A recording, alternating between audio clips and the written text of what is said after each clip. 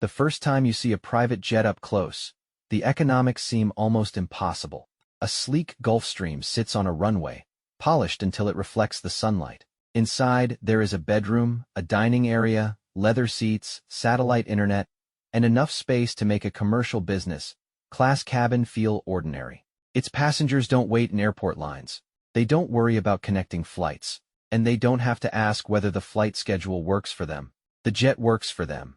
But that convenience comes with a strange financial reality.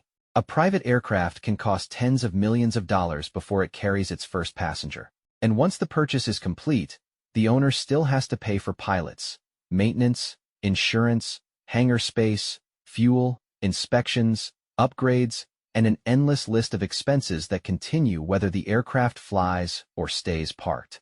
So why would anyone willingly buy one? At first, the answer seems obvious because they're wealthy enough to afford it. But that explanation misses the real story. Because some private jets aren't simply luxury purchases. They're pieces of a much larger economic machine involving corporations, charter operators, aircraft managers, lenders, tax structures, brokers, and wealthy passengers who may never actually own the aircraft they fly in. And then there is one of the strangest details in private aviation. A jet can be extremely expensive even when nobody is sitting inside it. Every time an aircraft flies from New York to London carrying its passengers, it eventually has to get somewhere else. If the next customer is waiting in London, that's simple. But if the next paying customer is in New York, the aircraft may have to fly back empty. No passengers, no ticket revenue, still burning fuel, still paying crew, still consuming the aircraft's limited operating life. These so-called empty legs can represent one of the biggest hidden inefficiencies in the industry. And yet, surprisingly, they can also create opportunities for someone else to make money. This is where private aviation stops looking like a collection of billionaires buying expensive toys and starts looking like a business. Because the aircraft itself is only the beginning. The real question is what happens to the money after someone buys it. Who absorbs the enormous operating costs? Who earns revenue when the owner isn't flying? Why would an aircraft owner allow strangers to charter their jet? How does depreciation change the calculation? And why can spending millions on an aircraft sometimes be connected to corporate strategy, taxes, or the value of time itself? The answers reveal an industry where the person sitting in the cabin is only one part of the transaction. And once you understand who is actually paying for the flight, the private jet starts to look very different.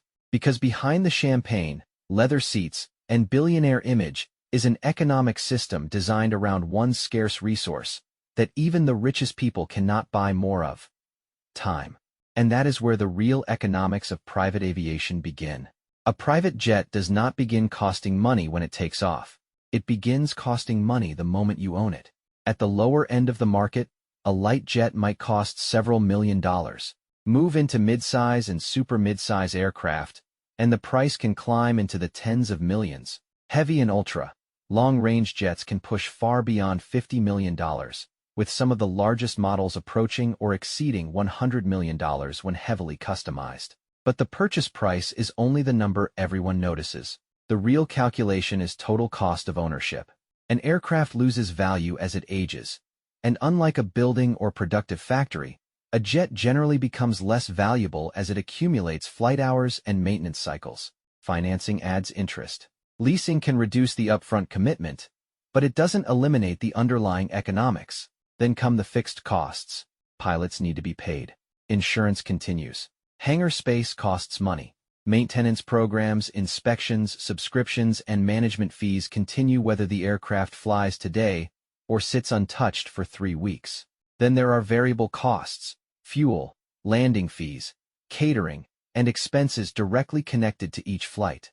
And this creates the fundamental problem. A jet sitting on the ground is still expensive, but it is producing almost no economic value. So the question isn't simply whether someone can afford a $50 million aircraft. It's whether they can keep that $50 million asset economically useful. Because once ownership begins, the clock never really stops. The strange thing about a private jet is that it doesn't need to move to become expensive. Even while sitting inside a hangar, the aircraft is consuming money. Pilots and crew still need salaries and recurrent training. Insurance premiums continue. Hangar and parking charges accumulate. Management companies handle scheduling, compliance, records, and maintenance. None of these expenses disappear simply because the aircraft spends another week on the ground. Then there is maintenance. Aircraft engines require inspections, scheduled servicing, and eventually extremely expensive overhauls. Every flight hour and operating cycle moves the aircraft closer to another maintenance event. Larger aircraft can be particularly costly because their engines, systems, and cabins are more complex. Even the technology inside the aircraft creates expenses. Navigation databases need updates. Communication systems require subscriptions. Cabin interiors eventually need refurbishment. Seats, carpets, lighting, entertainment systems, and other components wear out. And once the jet finally flies, another layer appears. Fuel can become one of the largest variable costs, while airports add landing, handling, parking, and navigation charges. A single trip can therefore generate thousands or tens of thousands of dollars in expenses before the passenger even considers catering or ground transportation.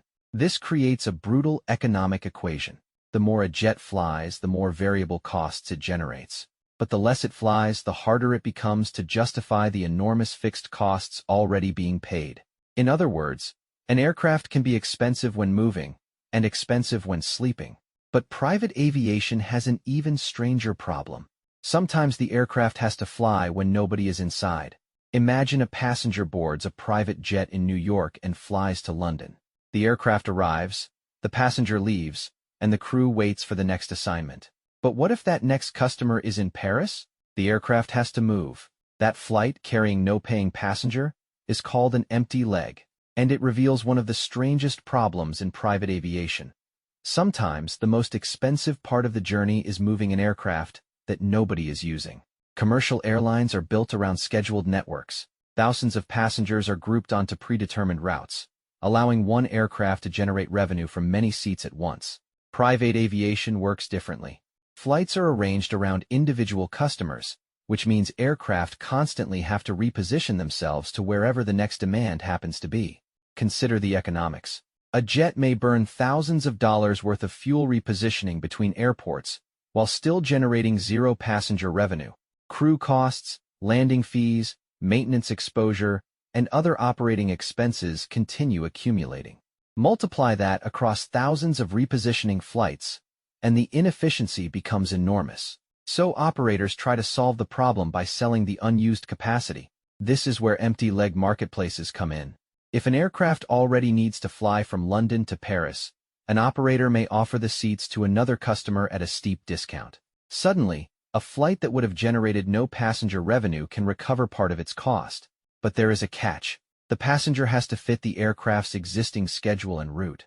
The opportunity can disappear as quickly as it appears.